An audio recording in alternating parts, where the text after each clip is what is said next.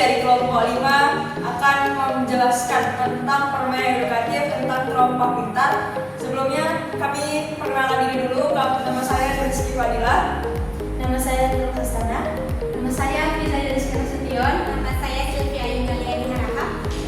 Yang selanjutnya ada pengertian dari kegiatan ini yang akan dijelaskan oleh Hafiza.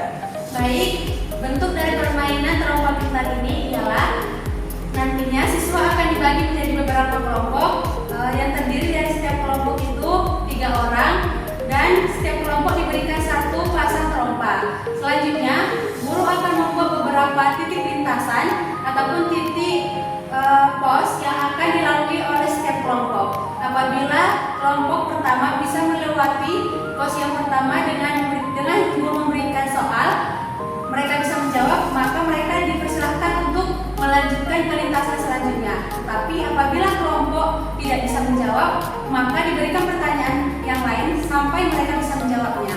Dan begitulah sampai kelompok berikutnya.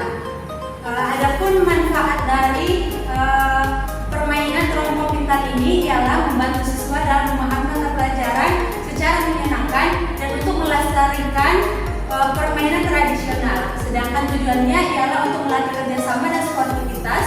Dan yang kedua, menumbuhkan nilai disiplin dan tanggung jawab. Dan yang ketiga ialah mengembangkan koordinasi motorik dan keseimbangan. Berikut adalah tata cara permainan ini. Ditonton ya. 3, 2, 1.